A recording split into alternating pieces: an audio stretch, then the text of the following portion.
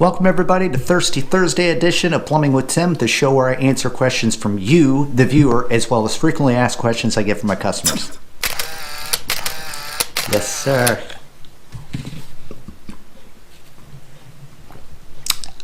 Here we go.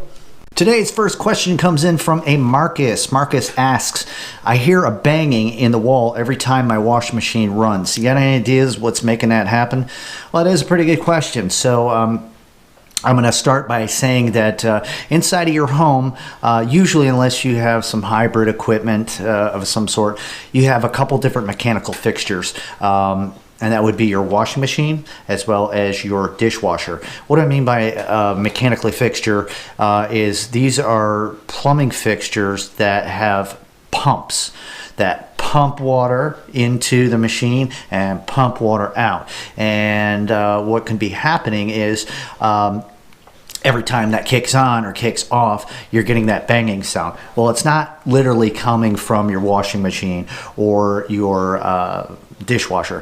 What they're supposed to do, excuse me, during roughing of the home is install in the water pipes on a cold and a hot side air chambers, water chambers, or hammer rests. We'll get into that in another video. And what could be happening is they forgot to put them in, or they have air in those chambers, which is causing a shock effect kind of deal that happens every time that mechanical fixture jumps on and off. Second reason why that may end up happening is if the house has had a repipe perhaps, or they forgot to strap some pipes down in the wall during construction. So every time that pump kicks on or kicks off, it will bang against something. So there's your answer. That's a good question. Thank you very much, Marcus. Question number 2 comes in from a Julia. Julia asks, I notice water on the floor around my water heater, but the pan it sits in is dry. Where is this water coming from?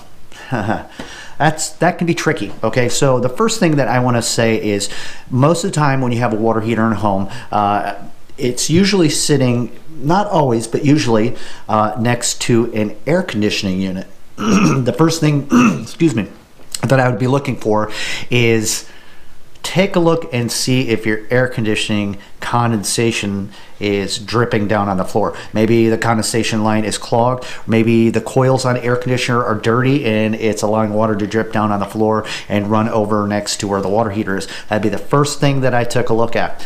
Second of all, isn't as kind and forgiving. If you were to take and pull your water heater away from the wall or wherever it's mounted and cut open the wall down by the floor behind the water heater, you're going to see where all the master pipes in the house are coming in. And you're going to have a manifold that has multiple pipes on the cold and the hot running back down through the floor and into different areas of your home.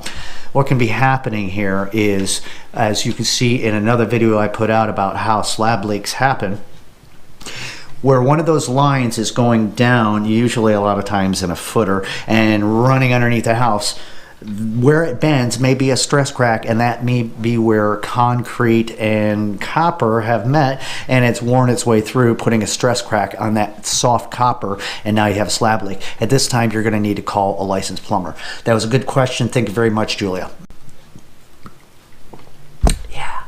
And this is it. Tonight's featured question of the day comes in from Zach from Bowmantown, Pennsylvania. Salute!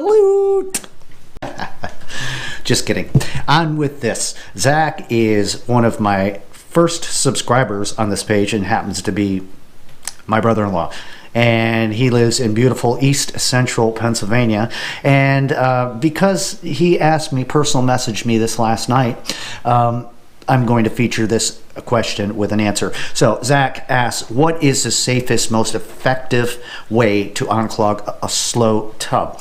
All right, so as you've seen in other videos that I put out, the number one cause for slow drains is hair. And I know you got a wife and you got 4 beautiful children. I'm sure that tub gets plenty of use. So the first thing I would be looking at is if you have one of those lift and turn style drain plugs where the water goes down, take and remove that and look down in there on that that hex, you know, where the water drain is going in, and you might see a bunch of hair sitting there. So grab yourself, you know, some needle nose pliers, a pair of tweezers or something, and yank that stuff on out of there. But if that isn't the case and you don't see anything down there, I would definitely stick with something holistic. Never use drain cleaning chemicals down your drain, such as Mr. You know, Liquid Plumber or you know, Drano and all that stuff. I have videos all about that telling you why you shouldn't use chemicals down your drain. But on top of that, sometimes, like he had brought up, you might be able to use a plunger, you know, and put something over the overflow cap so it doesn't push the water back up through there. Maybe stuff a rag in there and try to plunge it out if that's possible. But remember, like we all know, we don't use plungers on toilets because that can blow the wax seal out underneath your toilet. Very soon I will be putting out a video, I believe next week, on my drain cleaning cocktail. So you're not going to want to miss that. Zach, it's always a pleasure. Thank you very much. Great question. So that's all the time we have for today. I want to thank everybody and show my appreciation for dropping by and hanging out with me for Q&A on this weekly show. So if you have some questions for me that you would like answered, the best way to do that is to drop down below of this video and leave me a comment in the form of a question. Give me a thumbs up, a like, share with a friend, and make sure not to forget to subscribe. And next week on the show, I will do my best at answering those questions right here on Thirsty Thursday. See ya.